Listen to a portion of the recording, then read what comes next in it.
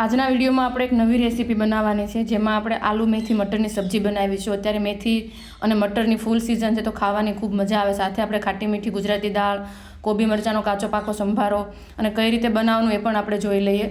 અહીંયા મેં 500 ગ્રામ જેટલી મેથી લીધી હતી, એને મેં સાફ કરી લીધી હતી અને સાફ કરીને એકદમ બારીક સમારી હતી અને પાણીમાં આપણે ધોઈ લેવાની છે। થોડી વાર પલાળી રાખીશું, માટી હોય તો નીકળી જાય। મેથી વીણીને તૈયાર કરી ત્યાં સુધીમાં મેં સાથે કુકર પણ કરી લીધું હતું, જેમાં મેં બટેટા, ભાત અને દાળ એમ 3 વસ્તુ એકસાથે બાફી લીધી હતી। જો આપણે આવી રીતે કુકર કરીશું તો આપણે એકદમ ઓછા સમયમાં આપણું કામ પણ થઈ જાય છે અને ગેસ પણ આપણો ઓછો જોશે। તો આવી રીતે આપણે કુકર કરીશું તો આપણને ખૂબ ફાયદો થાય છે। હવે મેં અહીંયા બટેટા અને ભાત અલગ કરી લીધા છે અને દાળની અંદર બારીક સમારેલા ટમેટા, હળદર પાવડર, મરચું પાવડર, ધાણા જીરું પાવડર, સ્વાદ મુજબ મીઠું, આદુ મરચાંની પેસ્ટ અને જરૂર મુજબ પાણી નાખ્યું છે। અહીંયા મેં દાળ તુવેરની લીધી છે। બધા મસાલા નાખીને આપણે બ્લેન્ડર કરી લઈશું। હવે આપણે દાળ વઘારવા માટે તેલ ગરમ કરવા મૂકીશું। એના અંદર આપણે મેથી દાણા, રાઈ અને જીરું, હિંગ નાખીશું। થોડો વઘાર આપણે કાળો થવા દઈશું। મેથી દાણા કાળા થશે તો ટેસ્ટ સારો એવો આવશે। કઢી પત્તા, તજ, લવિંગ અને મરચાં નાખી દઈશું। સાથે આપણે એમાં દાળ નાખીશું। દાળ નાખતી વખતે આપણે ફટાફટ ઢાંકી દેવાનો છે, ચમકારો બોલવો પડે અને જે ધુમાડો છે એ દાળની અંદર રહેશે તો દાળનો વઘાર સારો એવો બેસશે। આપણા ગઢિયાઓ એમ કહેતા હતા કે તમે કઢી કે દાળ વઘારો તો 2 ઘર સુધી વઘારની સુગંધ આવી પડે। આ ગુજરાતી ખાટી મીઠી દાળ છે, તો એના અંદર આપણે ગળપણમાં ગોળ અને લીંબુનો રસ નાખીશું। જો તમે આમલી કે કોકમ વાપરવાના હોય તો જ્યારે દાળ આપણે વઘારીએ એટલે તરત જ ખટાશ નાખી દેવાની છે અને ઉપરથી આપણે કોથમીર નાખીશું। અહીંયા ખાટી મીઠી દાળ આપણી બનીને સરસ એવી તૈયાર છે। હવે આપણે સબ્જી બનાવવા માટે એક લોયામાં તેલ ગરમ થાય એટલે એમાં બાફેલા બટેટા છે એ આપણે થોડા એવા તળી લેવાના છે। થોડા બ્રાઉન કલરના થાય એટલે અલગ કરી લઈશું અને એ જ તે તેલની અંદર આપણે વઘાર કરી લેવાનો છે। અહીંયા મેં વઘારમાં જીરું, હિંગ અને સૂકા લાલ મરચાં નાખી દીધા છે। સાથે આપણે એકદમ બારીક સમારેલા કાંદા નાખીશું। કાંદા પાણી કલરના થાય એટલે લીલા મરચાં એકદમ બારીક સમારેલા, ટમેટા સમારેલા અને વટાણા આપણે બાફીને લેવાના છે।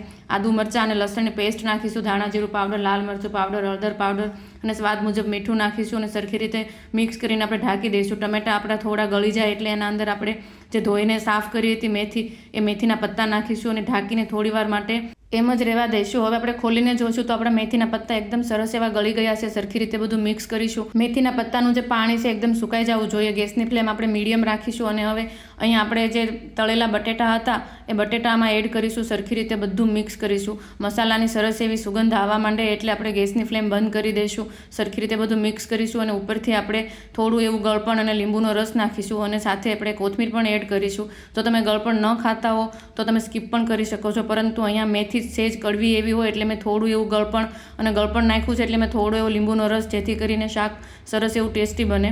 હવે આપણે સંભારો બનાવી લઈએ। તો સંભારો બનાવવા માટે તેલ ગરમ થાય એટલે એના અંદર આપણે જીરું, સફેદ તલ અને હિંગ નાખીશું। સાથે આપણે કેપ્સિકમના એકદમ લાંબી ચીરોમાં કટ કર્યા છે એ એડ કરીશું। તીખા થોડા એવા મરચાં લીધા છે। હળદર અને મીઠું નાખીને સરખી રીતે આપણે મરચાં થોડા ગળવા દઈશું। હવે એના અંદર આપણે કોબી છે એ થોડી મોટી સમારીશું અને એ એડ કરીશું। સાથે આપણે લીંબુનો રસ, કોથમીર નાખીશું। ગેસની ફ્લેમ એકદમ ફાસ્ટ રાખીશું। હવે અહીંયા આપણે કાચો પાકો સંભારો બનાવવાનો છે એટલે આપણે કોબી કે મરચાં બાળવાના નથી કે એકદમ આપણે કોબી પણ ગળવા નથી દેવાની। કાચો પાકો સંભારો હશે તો ખાવાની ખૂબ મજા આવશે। અહીંયા આપણો સંભારો બનીને પણ તૈયાર છે। તો અહીંયા આપણા ભાત બનીને તૈયાર છે, ખાટી મીઠી ગુજરાતી દાળ બનીને તૈયાર છે અને સાથે આપણી સબ્જી બનીને પણ તૈયાર છે। અહીંયા મેં ઘઉંની ફુલકા રોટી બનાવી છે, જે ખાવામાં ખૂબ જ ટેસ્ટી લાગે છે।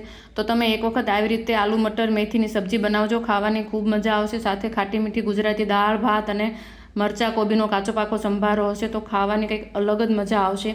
અમારા ગુજરાતીઓને દાળ, ભાત, શાક, રોટલી, પાપડ સાથે સંભારો કે અથાણા વગર ન ચાલે।